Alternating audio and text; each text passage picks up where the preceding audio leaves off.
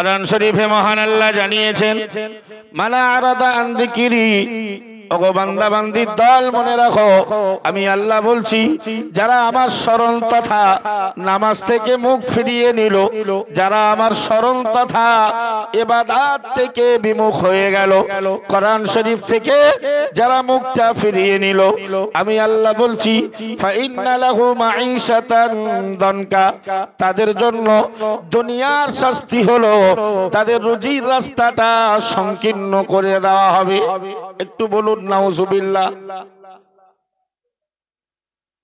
বাবু, যারা আল্লাহর স্মরণ থেকে গাফেল হয়, আল্লাহর স্মরণ বলতে আল্লাহর ইবাদত, আল্লাহর জিকির মানে স্মরণ। তো জিকির মানে শুধু আল্লাহ আল্লাহ আল্লাহ নামের জিকির করাটা জিকির নয়, বরং যা করলে আল্লাহর কথা স্মরণ হয় সেগুলোই জিকির। নামাজ পড়লে আল্লাহর স্মরণ হয় না? হয় না। ওটি তো সব থেকে স্মরণের বড় মাধ্যম। রোজা রাখলে আল্লাহর কথা স্মরণ করি বলেই তো রোজা রাখি, ঠিক না বাবু? তো কোরআন শরীফ তেলাওয়াত করলে এটাও একটি ইবাদত এবং এটিও আল্লাহর স্মরণের একটি মাধ্যম। সুবহানাল্লাহ বলেন। যারা এই সমস্ত মাধ্যম থেকে দূরে আল্লাহর জিকির, ইবাদত, বান্দেগী, দাসত্ব, গোলামতি করা থেকে যারা বিমুখতা হয়ে গেছেন, মুখ ফিরিয়ে নিয়েছেন, আল্লাহ আর সেদিকে মুখ তুলে তাকায় না। আজানের পর আজান হয়ে যায়, বক্তব্যের পর বক্তব্য হয়ে যায়, নসিহাতের পরে নসিহাত হয়ে যায়, কিন্তু মানুষ সেদিকে কর্ণপাত করে না। আল্লাহ বললেন তাদের দুটো শাস্তি। কটা শাস্তি? শাস্তি বলে, শাস্তির কথা বলে আপনাকে দুর্ভাগা হতভাগা প্রমাণ করছি না। শাস্তি বলে আপনাকে ঈমান থেকে দূরে সরিয়ে দিতে চাচ্ছি না। শাস্তির কথা স্মরণ করাতে চাচ্ছি, যাতে আল্লাহ ভোলা লোকগুলো আল্লাহর পথের পথিক হয়। বলুন ইনশাআল্লাহ। তা না হলে তো আল্লাহ কোরআনে শাস্তির কথা শোনাতেন না। কোরআনে আল্লাহ শাস্তির কথা শুনিয়েছেন যাতে আমার বান্দারা আমাকে যেন প্রকৃত অর্থে ভয় করে। আলহামদুলিল্লাহ বলুন। তাহলে যারা আল্লাহ ভোলা হয় তাদের কটা শাস্তি বলেছি বাবু? দুটো। ছোট ছোট ভাষায় ওয়াজ বুঝুন। আমি লম্বা টেনে ঘটনা বলে যাব, আপনি কি বুঝবেন না বুঝবেন ছোট ছোট ভাষায় বুঝুন। যারা নামাজ, রোজা, হজ, যাকাত, কালমা, তাসবিহ, তাহলিল, মানুষকে সৎ কাজের আদেশ, মানুষের প্রতি সৎ ব্যবহার, আত্মীয়তা বন্ধন অটুট রাখা থেকে যারা বিরত, যারা দূরে সরে গেছে, আল্লাহ বললেন তাদের শাস্তি দুটো, একটা দুনিয়াতে আর একটা আখিরাতে। একটা দুনিয়াতে আর একটা আখিরাতে। দুনিয়ার শাস্তি হলো আল্লাহ তাদের রুজির রাস্তাকে সংকীর্ণ করে দেবে। আগে অনেক রোজগার করত, এখন রোজগারের রাস্তা বর্তমান শুধু যে নামাজ পড়ে না সে নয়, বর্তমানে তামাম শুধু বাংলার মানুষ নয়, ভারতের মানুষ নয়, সারা বিশ্বের লোকের ব্যবসা বাণিজ্য, চাষ আবাদ। কি বাবু, আপনারা চাষবাস করেন তো কিছু? আগে কেমন ফসল ফলতো? বিনা খরচায় ফসল। এখন বেগুন চাষ করলে কত খরচ, এরপরেও পোকা থেকে রেহাই নেই। তার মানে রুজির রাস্তা অলরেডি আমাদের সংকীর্ণ হয়েই গেছে। কোরআন শরীফের 16 পারার 19 পৃষ্ঠা সূরা তাহার ভিতরেই মহান আল্লাহ জানিয়েছেন, মান আরাদা আন যিকরি ফাইন্না লাহু মাঈশাতান দানকা। ওগো বান্দা মনে রাখো, যে মানুষগুলো আমি আল্লাহর ইবাদত বান্দেগী, আমার শরণ থেকে গাফেল হয়ে যায়, মুখ ফিরিয়ে নেয়, দূরে অবস্থান করে, না না না না না না, তাদের দুনিয়ার শাস্তি হলো ফাইন্না লাহু মাঈশাতান দানকা, তাদের উপার্জনের রাস্তাটাকে আমি আল্লাহ সংকীর্ণ করে দেই। একটু জোরে বলুন নাউজুবিল্লাহ। ও বান্দা, যারা আমার ইবাদত বান্দেগী থেকে, আমার শরণ থেকে যারা দূরে, যারা আমার শরণ থেকে গাফিল হয়েছে, না না না না না, কিয়ামতের দিনে আখিরাতে তাদের শাস্তি হলো ওয়া নাহশুরুহু ইয়াউমাল কিয়ামাতি আ'মা। আমি আল্লাহ ওই মানুষগুলোকে অন্ধ বানিয়ে ওঠাবো। একটু জোরে বলুন নাউজুবিল্লাহ। দুনিয়ায় রুজি রাস্তা অন্ধ হবে, আর আখিরাতে চোখ দুটো কঠিন নাকি সহজ? আরে ভাই, অন্ধ লোক আর চক্ষুমান লোক দুটো কি সমান? একজন পথ দেখে চলতে পারে আর একজন পথ দেখে চলতে পারে না, তাহলে দুটো সমান কখনো হতে? কিয়ামতের দিনে যারা আল্লাহর শরণ থেকে গাফেল, যারা আল্লাহকে ভুলতে বসেছে, আল্লাহ তাদের অন্ধ বানিয়ে তুলবেন। বান্দা মনে রাখা দরকার, কিয়ামতের কঠিন দিনে ময়দানে মাহশারে ওই শ্রেণীর নারী পুরুষগুলো আল্লাহকে ডেকে বলবেন, ক্বালা রাব্বি লিমা হাশারতানি আ'মা ওয়া ক্বাদ কুনতু বাসীরা। ও রব্বুল আলামিন, আল্লাহ, আমি তো দুনিয়ায় চক্ষুমান ছিলাম, দৃষ্টিওয়ালা ছিলাম, দেখতে পেতাম, আজকে আমাকে কেন অন্ধ বানিয়ে তোলা হলো? কথা বুঝছেন? যেই বান্দাটাকে অন্ধ বানিয়ে আল্লাহ তুলবে, ও আবার আল্লাহকে ডেকে বলবে, আল্লাহ, দুনিয়াতে তো আমার চোখ ছিল, আমি দেখতে পেতাম। আমাদের চোখ আছে না নাই? আমাদের দৃষ্টি আছে। দৃষ্টি কার দেওয়া? যার দৃষ্টি নষ্ট হয়েছে, অপারেশন করে কি বিরাট সুস্থ হয়েছে? লেন্স চেঞ্জ করে কি খুব সুস্থ হয়েছে? যা আল্লাহ দিয়েছে, কোটি টাকা দিয়ে পৃথিবীতে আর এমনটা পাওয়া যাবে?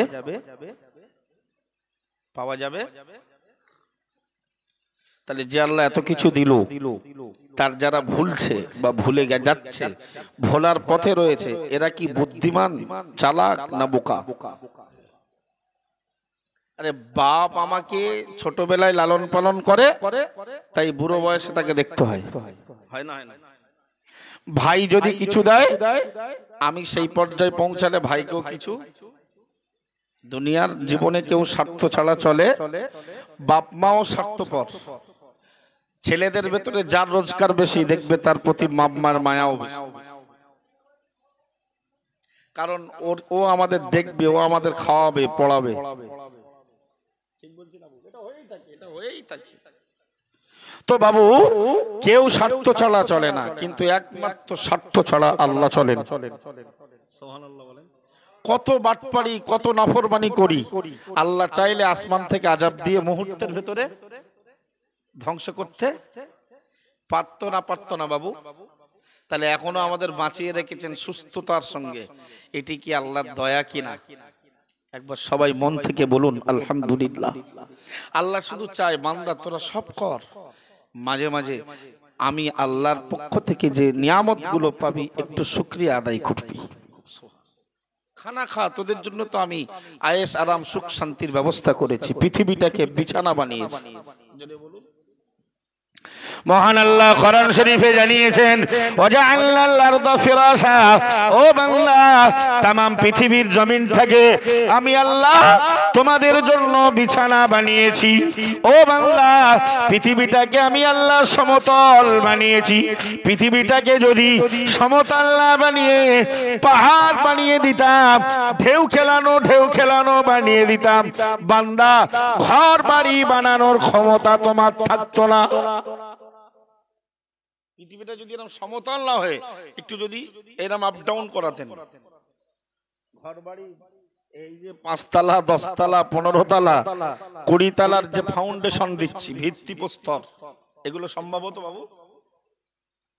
এটাও আল্লাহর নিয়ামত। অন্য আয়াতে মহান আল্লাহ জানিয়েছেন ওয়াজআলনান নাহারা মাআশা ওয়াজআলনাল লাইলা লিবাসা। ও বান্দা, দিনের আলো, দিনের সূর্যের হ্যালোজিনকে ফোকাসকে বানিয়েছি রুজি উপার্জনের মাধ্যম। দিনের আলোতে বিনা পয়সায়, বিনা মিটারে, বিনা ট্যাক্সে তোমরা সারা দিন ধরে আমি আল্লাহর নিয়ামত তোমরা উপার্জন করে নাও। জোরে বলুন। আজকে যা লাইট টাইট জ্বলতে হুজুরের ভাড়াটা দিতে হবে, হবে না? মসজিদে যে কারেন্টের, মসজিদে যে কারেন্ট গুলো চলে ওর বিল দিতে হয় না, হয় না? তা সারাদিন এত কাজ করেন ওই সূর্যের হ্যালোজিনে, ভাড়াটা দিতে হয়। বাবু ভাবনার জগতে নেন, আমার কথাগুলো আপনার ভাবনার জগতে নেন, তাহলে বুঝবেন কত গুরুত্ব আর কত মূল্য। একটুখানি ভাবুন, একটা লাইট জ্বালালে তার ভাড়া দিতে হয়, ট্যাক্স দিতে হয় সরকারকে, ঠিক বলছি না? আর সারাদিন কত কাজ করি আমরা হ্যালোজেনে, সূর্যের ফোকাসে, একটাও টাকা আমাদের দিতে, কিন্তু শুকরিয়াটুকু আদায় করার দরকার আছে না নাই বাবু? আছে তো? আজ থেকে করবেন, চাষ করবেন, চাষ শুরু করবেন বিসমিল্লাহ বলে। মাঠ থেকে ফেরার সময় আল্লাহ আপনার দেওয়া লাইট এতটা ব্যবহার করলাম, এক পয়সা তো আপনি নেবেন না, শুকরিয়া স্বরূপ আলহামদুলিল্লাহ। এত টাকা বললে আল্লাহ আপনার ওই চাষ আবাদে এত বরকত দেবে আপনি ভাবতে পারবেন না। অভ্যাস হবে তো ইনশাআল্লাহ? ইনশাআল্লাহ বলেন। বিসমিল্লাহ বললে সব কাজের শুরু, আলহামদুলিল্লাহ বলে শেষ। পরে মহান আল্লাহ বললেন ওয়াজআলনাল লাইলা লিবাসা। ও বান্দা, রাতকে বানিয়েছি পোশাক সাদৃশ্য। না না না না না, পোশাকের মতো করে রাতের অন্ধকারকে বানিয়েছি। কারণ সারা দিন ধরে তোমরা উপার্জন করবে, হাড় ভাঙা পরিশ্রম করবে, কঠোর পরিশ্রম করবে বান্দা। আমি আল্লাহ সারা দিন পরে তোমাদের ক্লান্তি দূর করার জন্য, আরামের বিছানায় শুয়ে আরাম করার জন্য আমি আল্লাহ সূর্যের হ্যালোজিনের লাইট ঢেকে দেওয়ার জন্য রাতের অন্ধকার সূর্যের লাইটের পোশাক বানিয়েছি। ওয়াজআলনা, আমি বানিয়েছি, আল লাইলা, রাতকে, লেবাসান, অন্ধকার বলিনি, রাতকে বললেন, আল্লাহ বললেন আমি রাতকে বানিয়েছি লিবাসান। লেবাস মানে পোশাক, লেবাস মানে আরবিতে লিবাস শব্দের অর্থ হলো পোশাক। আল্লাহ বললেন আমি রাতকে বানিয়েছি পোশাক। সুবহানাল্লাহ বলেন। বাবু, আমরা সবাই পোশাক পরে আছি তো, যার যেমন আল্লাহ জুটিয়েছে তেমন পোশাক। তো পোশাক পরলে কি হয়? এক নাম্বার, দেহের ভেতরের অংশটা ঢেকে যায়, সেইটার নাম লেবাস, মানুষের পোশাক। আর যেটা পড়ার পরে মেয়েদের, ছেলেদের যে অংশগুলো, যে অঙ্গগুলো ঢাকা ফরজ, পোশাক পরার পরেও যদি সেগুলো বেরোয় তাহলে ওগুলো জানোয়ারের পোশাক। ওগুলো কার পোশাক? জন্তু জানোয়ারের। এর থেকে আর কি বলবো? কারণ পোশাক মানেই তো ঢাকা, আভ্যন্তরীণ জিনিসটা লুকায়িত হবে, আভ্যন্তরীণ হয়ে যাবে। তাহলে রাতকে আল্লাহ পোশাক বললেন, এর ব্যাখ্যাটা একটু বুঝুন। আমরা যেমন পোশাক পরলে দেহের ভেতরের অংশ দেখা যায় না, আল্লাহ বললেন রাতকে বানিয়েছি পোশাক। তার মানে রাতের অন্ধকার নামীয় পোশাকটা সূর্যকে পরিয়ে দিলে সূর্যের আলো আর পরিস্ফুটিত হয় না, তখন অন্ধকার নেমে আসে। আর ওই অন্ধকারের ভেতরে বান্দা সারা দিনের ক্লান্ত দূর করে ফেলে। জোরে বলুন। রাতের 2 ঘন্টার ঘুম আর সারা দিনের 12 ঘন্টার ঘুম সমান সমান। সেটা আমরা এই কুকুর কুকুর কুকুর, হ্যাঁ দরজা ঠেলে দেন। বাবু আজ বুঝতে অসুবিধা হচ্ছে, সব কোরআনের ব্যাখ্যা। আর ওয়াজ ভুল করলে আপনাদের হুজুরও ধরবে, উনিও হাফেজ মাওলানা, আলহামদুলিল্লাহ বলে। বাবু, তো রাতকে আল্লাহ পোশাক, দিনকে বানালেন রুজি উপার্জনের একটি মাধ্যম, আর রাতকে বানালেন ক্লান্তি দূর করার জন্য সূর্যের আলোর পোশাক সাদৃশ্য অন্ধকার। আবার পৃথিবীকে বানালেন আমাদের জন্য সমতল বিছানা। সব কারণে আমার সব ভোগ করছি, 1 টাকাও ট্যাক্স দিইনি।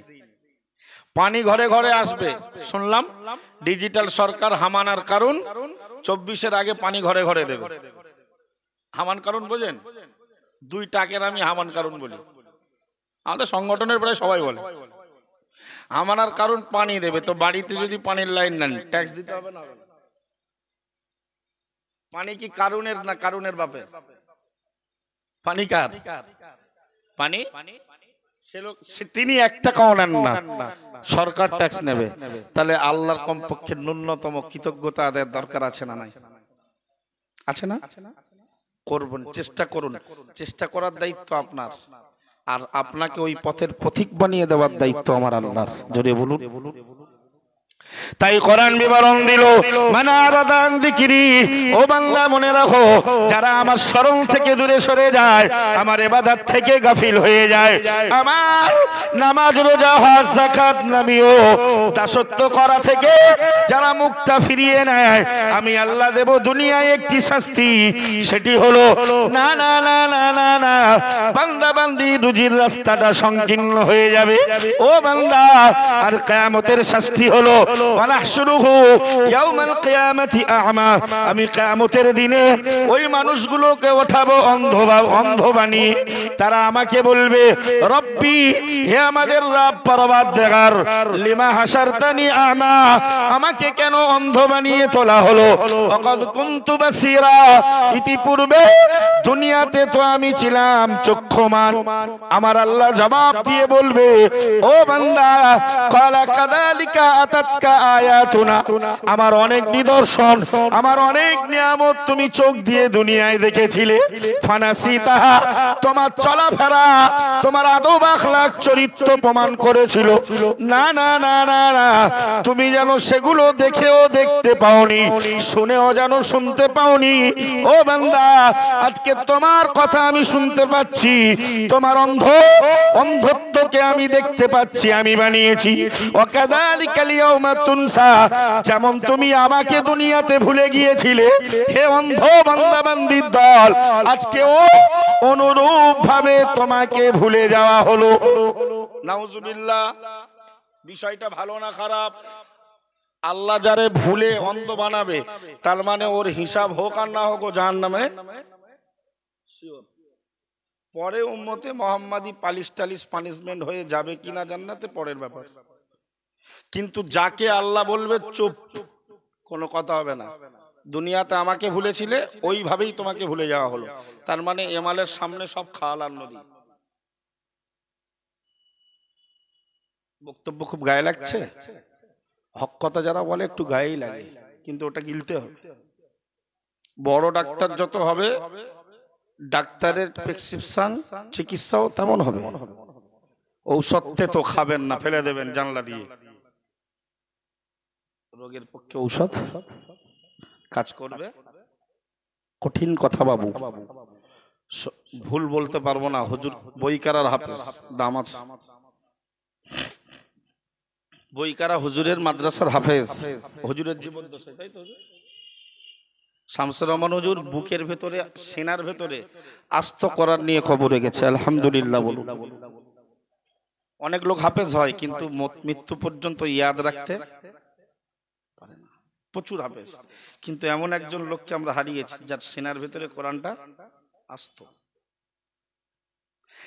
তার যোগ্য উত্তরসূরি, সংগঠনের সুপ্রিমো, আমাদের চশমে চেরাগ মহামান্য মুফতি সাহেব হুজুর কিবলা, যখন বলবেন এক জায়গায় 30 পারা কোরআন শুনিয়ে দেওয়ার ক্ষমতা রাখে। আলহামদুলিল্লাহ। আজও তারাবি পড়াই। রমজান মাসে 4 চাকায় ঘোরে না, যেহেতু মাদ্রাসার টাকা খরচ হবে যাকাত ফিতরা, বাইকে ঘুরে করে তাম পশ্চিম বাংলাটা চষে। কারণ রমজান মাসের ইনকাম সারা বছরের ইনকাম মাদ্রাসার। কথা বুঝছেন না? 70 লক্ষ টাকা দরকার, 1.5 মাস 2 মাস আগে বলেছিল ওমরাতে ফেরে। আল্লাহ শুকর, আগামী রবিবার সোমবারের দিকে মাদ্রাসার ওই 70 লক্ষ টাকা হুজুরের হাতে আল্লাহ ব্যবস্থা করেছেন। টাকি রোড পর্যন্ত 39 শতক জমি আবার হুজুর নতুন করে রেজিস্ট্রেশন করবেন। সুবহানাল্লাহ। এগুলো তার আল্লাহ ওয়ালার একটি বহিঃপ্রকাশ। শুধু বলল লাগবে 70 লাখ, বাংলার মানুষ দিয়ে দিল। লোকে সব পাগল নাকি? সব পাগল, তাই মুফতি সাহেবের হাতে টাকা তুলে দিল। তিনি এই কঠিন পরিশ্রম করেন রমজানে, আবার বেলের ধান্য করিয়ে, তাই না হুজুর? তারাবি পড়ান, সুবহানাল্লাহ বলবেন। কোরআন মুখস্থ করা সহজ, দেখে দেওয়া খুব কঠিন। আদব আখলাক চরিত্র চেঞ্জ হলে কোরআনও থাকবে না ওই জায়গাটায়। কোরআন তো পবিত্র জিনিস। প্যারা নবী মুহাম্মদুর রাসূলুল্লাহ সাল্লাল্লাহু আলাইহি ওয়াসাল্লাম বললেন, হাদিস শরীফে জানিয়েছেন, ও আমার সাহাবীরা, যারা কোরআন পড়লো, কোরআন মুখস্থ করলো, ফাস্তাদহারাহু মান ক্বারাআল কুরআনা ফাস্তাদহারাহু, আপনি নবী আমার বললেন, যারা কোরআন পড়লো এবং কোরআনটাকে সংরক্ষণ করলো, ফাহাল্লা হালালাহু ওয়া হারামা হারামাহু। ও আমার সাহাবীরা মনে রাখো, আমি নবী মুহাম্মদুর রাসূলুল্লাহ সাল্লাল্লাহু আলাইহি ওয়াসাল্লাম বলছি, না না না না না না, কোরআন নির্দেশিত হালাল গুলোকে হালাল বলে জানলো এবং মান্যতা দিল, এবং কোরআন নির্দেশিত হারাম গুলোকে হারাম বলে জানলো এবং মেনে নিল। প্রিয় নবী বললেন, ওয়াসাফাহু ফি আশরাতি মিন আহলি বাইতিহি ক্বাদ ওয়াজাবাত লাহুন নার ওয়াজাবাত লাহুমুন নার, আও কামা ক্বালা আলাইহি সালাম। প্যারা নবী মুহাম্মদুর রাসূলুল্লাহ সাল্লাল্লাহু আলাইহি ওয়াসাল্লাম বললেন, ওগো সাহাবীরা, যিনি কোরআন পড়লো, কোরআনকে মুখস্থ করলো, কোরআনকে অন্তরে ধারণ করলো, কোরআন নির্দেশিত হালাল গুলোকে নিজের জীবনে বাস্তবায়ন করলো, কোরআন নির্দেশিত হারাম গুলোকে নিজের বাস্তব জীবনে চিত্তায়ন করলো, আমি নবী মুহাম্মদুর রাসূলুল্লাহ সাল্লাল্লাহু আলাইহি ওয়াসাল্লাম বলছি, ওই হাফেজটা, ওই কোরআনের পাঠক পাঠিকাটা তার পরিবারের এমন 10 জনের জন্য সুপারিশ করবে, না না না না না, যাদের জীবনে সকলের জন্য জাহান্নাম ওয়াজিব হয়ে গিয়েছে। একটু জোরে বলুন সুবহানাল্লাহ, আর উচ্চ আওয়াজে বলুন সুবহানাল্লাহ। নারে তাকবীর। কি বাবু, শামসুর রহমান হুজুর কবরে কোরআন আসতো, তার দ্বারাই তার পরিবারের কেউ বঞ্চিত হয়েছে আমার জানা নেই। অনেকদিন ব্যবহার করেছে, আল্লাহর শুকর, সাধারণ জীবনযাত্রা করেছে, আলহামদুলিল্লাহ বলেন। বাবু, তো আমি আপনাকে বোঝাতে চাচ্ছি যে কোরআন থেকে দূরে সরে গেলে, নামাজ থেকে দূরে সরে গেলে, দিন থেকে দূরে সরে গেলে, ভাই ভাইয়ের সঙ্গে ভালো ব্যবহার করা থেকে দূরে সরে গেলে, প্রতিবেশীর হক নষ্ট করলে, আত্মীয়তা বন্ধন ছিন্ন করলে এবং পরের মাল আত্মসাৎ করলে, এগুলো হয়ে যায় আল্লাহর শরণ থেকে বিমুখী, আল্লাহর শরণ থেকে বিমুখ। আর যারা এমন হয় তাদের জন্য দুনিয়ার শাস্তি রুজি সংকীর্ণ হবে, আর আখিরাতের শাস্তি অন্ধ বানিয়ে তোলা হবে। তারা জিজ্ঞেস করবে কারণ কি, বলবে তুমি আমাকে ভুলে গিয়েছিলে, আজকে তোমাকেও। কি আমরা যারা ভুলতেছি সব জেনে শুনে ভুলে যাচ্ছি না? নামাজ পড়তে হবে জানি না। আচ্ছা আচ্ছা, এর আগে একটা ঝামেলা হয়েছিল হিন্দু মুসলমানের, ওটা কোন জায়গায় জানো? রুদ্রপুর বাদুড়িয়ার মধ্যে। আপনারা রাজসাক্ষী, ঘটনাটা কি একটুখানি ওপেন করুন, একটুখানি উৎসব মন্দির। আচ্ছা, ওরা হিন্দুরা করেছে, মুসলমানদের কষ্ট হয়েছিল না হয়নি? বাবরি মসজিদটা ভেঙে হামানার কারণ মন্দির করছে, আমাদের খুব ভালো লাগছে, এটা তো ইমানি দায়িত্ব, কষ্ট হচ্ছে। কিন্তু আমি এক্ষুনি প্রমাণ করব, ওরা তো জাতে বেঈমান। জাতে অনেকে বলে অমুক মুসলমানদের হিতাকাঙ্ক্ষী, না না, ওদের ওইটাই বেশি করে। তা সে তো জাতে হিন্দু, বেঈমান, মুশরিক, তার দ্বারাই কিছু বহির প্রকাশ হলে মানানসই। কিন্তু ইমানদার যদি ইসলামের ক্ষতি করে, এটা কি মানানসই? বেঈমান করবে, ইমানদার মারতে যাবে, ইমানি পাওয়ার দেখাবে, আর ইমানদার প্রতিনিয়ত 5 বার কমপক্ষে ইসলামকে ধ্বংস করছে। এটা আপনি মেনে নিতে পারবেন? বলবেন হুজুর প্রমাণ রেডি না থাকলে বলি নাই। আমরা মুফতি সাহেবের চরিত্রবান, আমরা প্রমাণ কোরআন হাদিসের তত্ত্ব ছাড়া কথা বলতে অভ্যস্ত নই। এখন একটাও প্লেন বাংলা ঘটনা শোনাই নি। অথচ অতএব শেষ পর্যন্ত হয়তোবা শুনতে পাবেন না, শুধু কোরআন আর হাদিসের তাফসীর শুনে বাড়ি যেতে হবে। আলহামদুলিল্লাহ। প্যারা নবী মুহাম্মদুর রাসূলুল্লাহ সাল্লাল্লাহু আলাইহি ওয়াসাল্লাম হাদিস শরীফে বিবরণ দিলেন, বুনিয়াল ইসলামু আলা খামসিন শাহাদাতু আল্লা ইলাহা ইল্লাল্লাহ ওয়া আন্না মুহাম্মাদান আবদুহু ওয়া রাসূলুহু ওয়া ইকামিস সালাহ ওয়া ইতাইজ যাকাত ওয়া সাওমি রমাদান ওয়া হজ্জি বাইতিল্লাহি আও কামা ক্বালা আলাইহিস সালাম। প্যারা নবী মুহাম্মদুর রাসূলুল্লাহ সাল্লাল্লাহু আলাইহি ওয়াসাল্লাম বললেন, ওগো আমার সাহাবীরা, ওগো আমার উম্মতিরা, আমি নবী মুহাম্মদুর রাসূলুল্লাহ সাল্লাল্লাহু আলাইহি ওয়াসাল্লাম বলছি, ইসলাম নামীয় ছাত্রা, ইসলাম নামীয় ধর্মের ছাত্রা, দ্বীন নামীয় শরীয়ত নামীয় ধর্মের ছাত্রা পাঁচটা স্তম্ভের উপরে দাঁড়িয়ে আছে, 5টি খুঁটির উপরে দাঁড়িয়ে রয়েছে। প্রিয় নবী 1 নম্বরে বললেন, ও সাহাবীরা, ইসলামের 1 নম্বর খুঁটি হলো শাহাদাতু আল্লা ইলাহা ইল্লাল্লাহ ওয়া আন্না মুহাম্মাদান আবদুহু ওয়া রাসূলুহু, আল্লাহকে একক বলে সাক্ষী দেওয়া, আল্লাহ ছাড়া দ্বিতীয় কোনো মাবুদ উপাস্য নাই। ও আমার সাহাবীরা, এবং প্রিয় নবী মুহাম্মদুর রাসূলুল্লাহ সাল্লাল্লাহু আলাইহি ওয়াসাল্লাম তিনি আল্লাহর বান্দা এবং রাসূল, এই কথার প্রতি সাক্ষী দেওয়া, এটি ইসলামের 1 নম্বর স্তম্ভ খুঁটি। ওগো সাহাবীরা, মনে রাখো, 2 নম্বরে হলো ইকামিস সালাহ, নামাজ প্রতিষ্ঠা করা, সময় মতো ইমানদার নামাজ প্রতিষ্ঠা করা, এটা ইসলামের দ্বিতীয় খুঁটি। 3 নম্বরে নবী বললেন, যারা অর্থ সম্পদশালী, বছরে একবার হিসাব কষে শতকরা 2.5 টাকা যাকাত দেওয়া, এটা ইসলামের 3 নম্বর খুঁটি। ও আমার সাহাবীরা, 4 নম্বরে রাসূলুল্লাহ বললেন, সকল ইমানদারের জন্য রমজান মাসের ফরজ রোজা রাখা, এটি 4 নম্বর স্তম্ভ। 5 নম্বরে রাসূল বললেন, যারা অর্থ সম্পদশীল ধনী মানুষ, তাদের জীবনে কমপক্ষে একবার কাবা বাইতুল্লাহ তাওয়াফ করা তথা হজ পালন করা, এটি আরেকটি স্তম্ভ। একটু জোরে বলা যায় না সুবহানাল্লাহ? আর উচ্চ আওয়াজে বলুন সুবহানাল্লাহ। নারী তাকবীর। কি বাবু, ইসলাম মসজিদের ছাত্র দাঁড়িয়ে আছে 20টা 30টা খুঁটির উপরে, 20টা 30টা, একটা খুঁটি ভেঙে দিলে ছাদের দুর্বলতা আসবে না? আসবে না? তো ইসলাম নামীয় ধর্মের ছাত্র দাঁড়িয়ে আছে কটি স্তম্ভের উপরে? সবাই বলেন 5টা। 1 নাম্বার, আল্লাহকে এক বলে সাক্ষ্য দেওয়া, নবীকে নবী বলে সাক্ষ্য দেওয়া। 2 নাম্বার, নামাজ প্রতিষ্ঠা করা। এটাকে একটু ব্যাখ্যা করি। নামাজ প্রতিষ্ঠা করার অর্থ কি? আমরা বলি কদ কামাতিস সালাহ, মুয়াজ্জিন মুকাব্বির যিনি তাকবীর দেন নামাজ শুরু হওয়ার আগে, না আজানের থেকে 2টো শব্দ বেশি বলে, সেটা কি? কদ কামাতিস সালাহ মানে নামাজ প্রতিষ্ঠা হয়ে গেছে। ইকামাত মানে প্রতিষ্ঠা করা, প্রতিষ্ঠা মানে সময় মতো 5 ওয়াক্ত নামাজ আদায় করা। নামাজ প্রতিষ্ঠা মানে সময় মতো 5 ওয়াক্ত নামাজ অক্তে অক্তে আদায় যে করতে পারে, তিনি হলেন নামাজ প্রতিষ্ঠাকারী। সুবহানাল্লাহ। কোরআনে আল্লাহ বিবরণ দিয়েছেন, ইন্নাস সালাতা কানাত আলাল মুমিনিনা কিতাবাম মাওকুতা। ও বান্দা, নামাজ ইমানদার গোষ্ঠীর উপরে সময় মতো ফরজ করে দেওয়া হলো। একটু জোরে বলুন সুবহানাল্লাহ।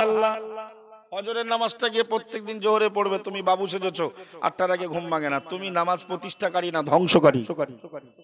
তুমি নামাজ ধ্বংসকারী। তুমি মাঠে যাবে, মাঠে গিয়ে জোহরের নামাজটা প্রতিদিন কাজা করবে, এসে আসরের সময় পড়বা, তুমি নামাজ ধ্বংসকারী। একটা গজল আছে, আমি গজল বলার পক্ষেও নয়, গজল শুনতে অভ্যস্ত নয়, কিন্তু একটা গজল আমি খুব ভালো লাগে। নামাজকে বলো না আমার কাজ আছে, কাজকে বলো আমার। কঠিন কথা না? আচ্ছা, মাঠের আলে যদি চাষি নামাজ পড়ে, নামাজ হবে না? হবে না?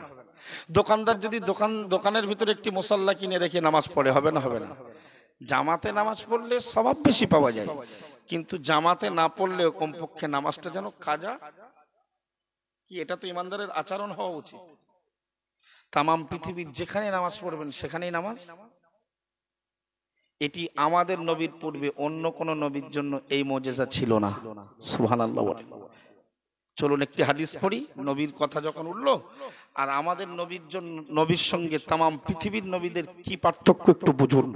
আল্লাহর নবী বললেন, তামাম পৃথিবীর নবীদের যত মুজিজা দেওয়া হয়েছে, আমি মোহাম্মদকে সব মুজিজা আল্লাহ 23 বছরের মধ্যে আল্লাহ কখনো না কখনো সেই মুজিজার বহিঃপ্রকাশটা আমার দ্বারাই করিয়ে নিয়েছেন। জোরে বলুন। তামাম পৃথিবীর নবীদের মুজিজা যে যা পেয়েছে সেই ধরনের মুজিজা আল্লাহ আমাকে দিয়ে 23 বছরের মধ্যে বহিঃপ্রকাশ করিয়েছেন। এছাড়াও আমি মোহাম্মদকে আল্লাহ 5টা এক্সট্রা মুজিজা দিয়েছেন, আমার পূর্বে আর কোন নবীকে তা। সুবহানাল্লাহ বলুন। নবীর মর্যাদা আছে না নাই? আচ্ছা, নেতার মর্যাদা যদি থাকে, নেতার প্রজাদের মর্যাদা থাকে না থাকে না? নেতার ভক্তদের, আমরা কার ভক্ত? আমরা পৃথিবী অমুক ভক্ত, আমরা অমুকের সৈনিক, আমরা তার সৈনিক। আমরা একচল সৈনিক কার? আমরা ভক্ত কার? মুহাম্মদ সাল্লাল্লাহু আলাইহি ওয়াসাল্লামের। জোরে বলুন। প্রিয় নবী হাদিস শরীফে বললেন, মান আহাব্বানি ফাকাদ আহাব্বানি ওয়া মান আহাব্বা সুন্নতি ফাকাদ আহাব্বানি ওয়া মান আহাব্বানি কানা মাই ফিল জান্নাহ আও কামা ক্বালা আলাইহিস সালাম। প্যারা নবী মুহাম্মদুর রাসূলুল্লাহ সাল্লাল্লাহু আলাইহি ওয়াসাল্লাম হাদিস শরীফে জানিয়েছেন, ওগো আমার সাহাবীরা, আমি নবী মুহাম্মদুর রাসূলুল্লাহ সাল্লাল্লাহু আলাইহি ওয়াসাল্লাম বলছি, যিনি আমার সুন্নাতকে অনুসরণ করলো, যে আমার সুন্নাতকে মেনে চললো, সে যেন আমি নবীকে ভালোবেসে ফেললো। একটু জোরে বলুন সুবহানাল্লাহ। ও সাহাবীরা, আর যে আমার ভালোবাসা ধারণ করলো, তার ঠিকানা আমি নবীর সঙ্গে আল্লাহর জান্নাতে। জোরে বলুন। অথচ আমাদের যুবক ছেলেরা মডেল বানাচ্ছে বিরাট কোহলিকে। চুলের ক্যাটালগ বলতেছে, দোকানের সেলুন ভাইকে বলছে, ভাই ওই সেই জাহান্নামের পতঙ্গ নেইমারের ওই যে বাঁদর মার্কা ছুঁচো মার্কা চুলের কাটিং আছে। আমাদের আইডল, আমাদের ক্যাটালগ কে হওয়া উচিত? নবী না? আমাদের ছেলেরা 1 জানুয়ারি পালন করছে। আস্তাগফিরুল্লাহ বলেন। এটা কাদের কালচার? খ্রিস্টানদের না?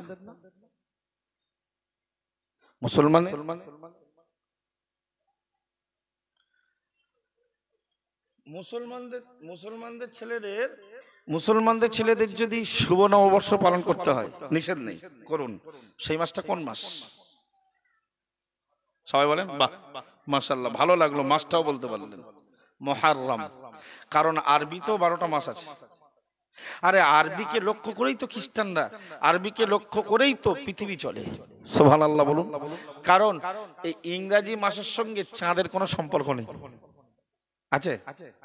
দেখবেন আরবি মাস 28 বা 29, আরবি মাস 29 বা 30, কোন চাঁদ 31 দিনে হয় না। অথচ বেঈমানদের তালিকায়, মাসের তালিকায় 31ও আছে।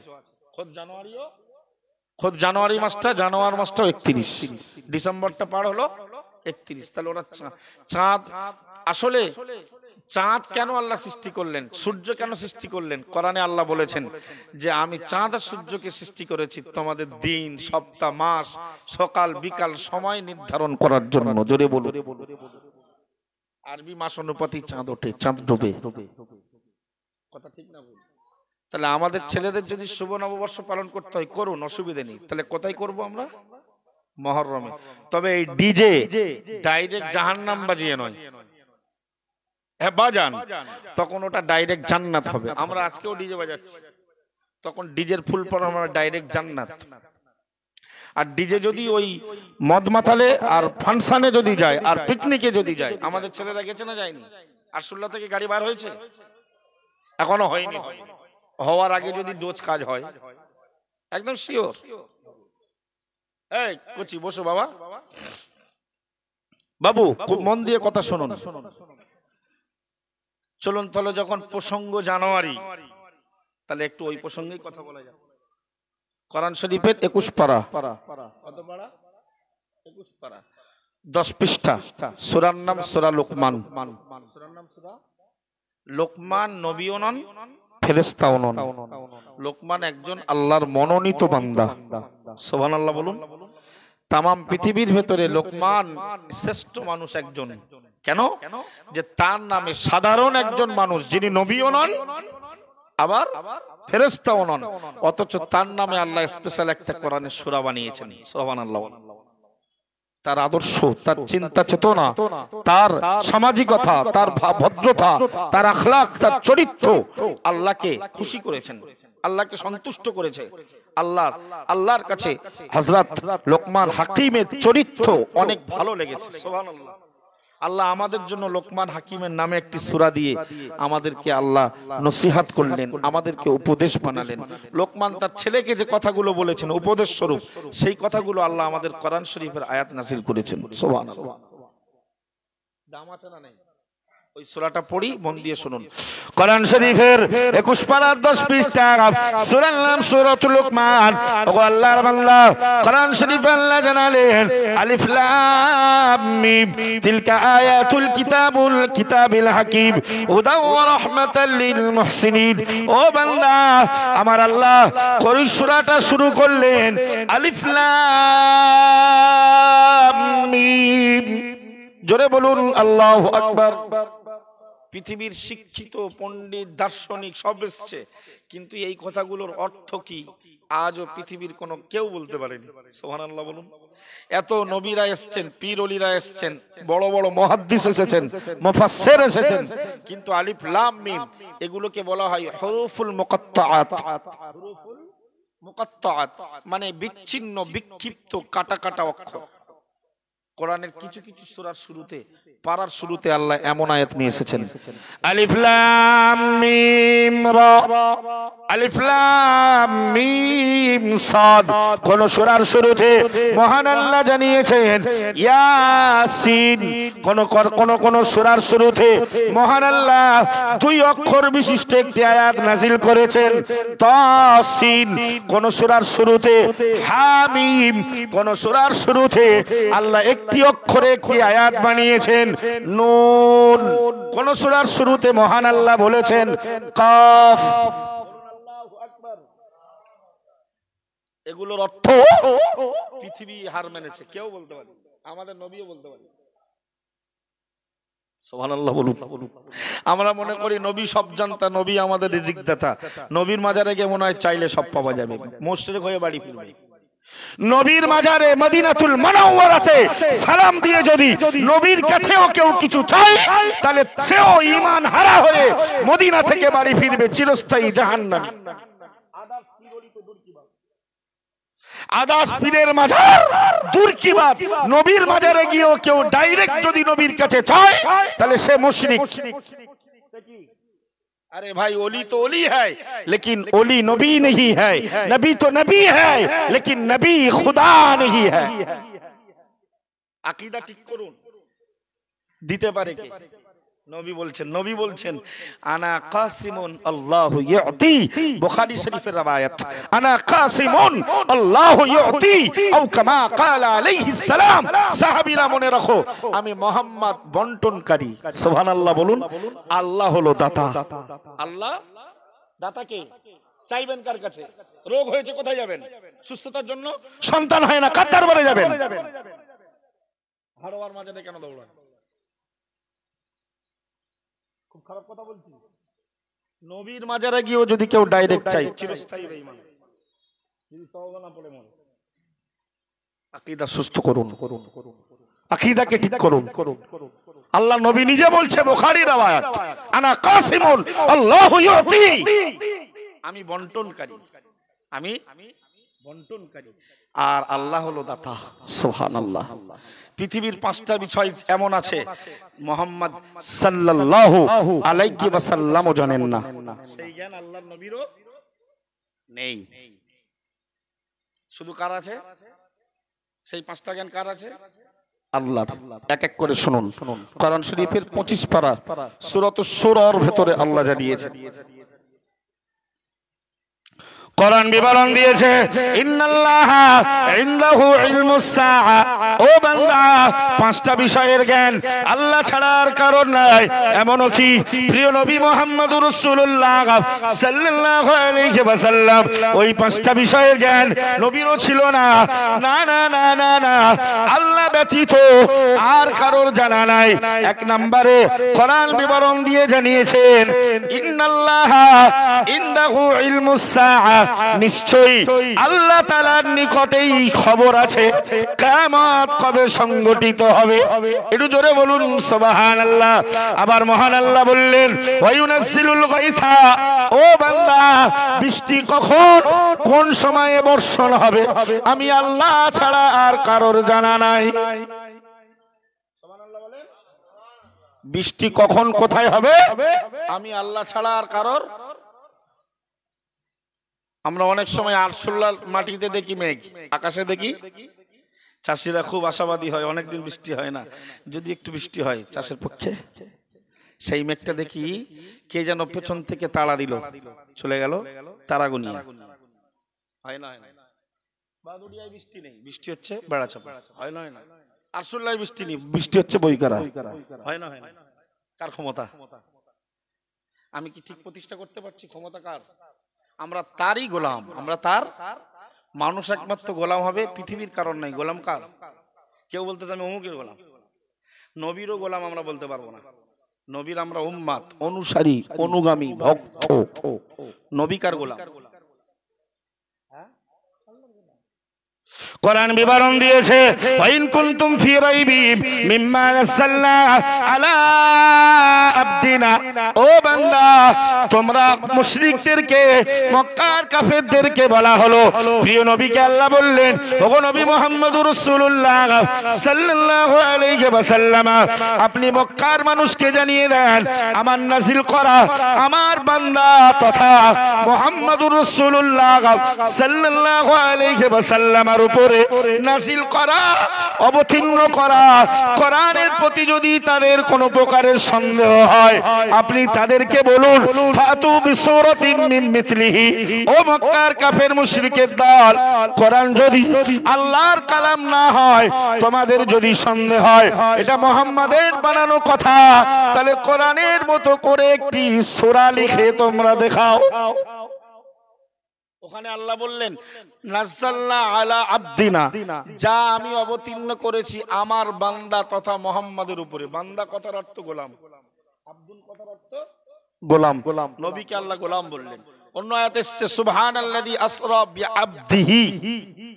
মেরাজের ব্যাপারে বলতে গিয়ে বলেছেন ওই জাত তো পবিত্র যিনি স্বীয় পালন কর্তা, যিনি স্বীয় বান্দা তথা স্বীয় গোলাম তথা মুহাম্মদকে রাতারাতি মসজিদে হারাম থেকে মসজিদে আকসা পর্যন্ত ভ্রমণ করিয়েছিলেন। ওখানেও আল্লাহ নবীকে আল্লাহ বান্দা বলেছেন। সুবহানাল্লাহ বলুন।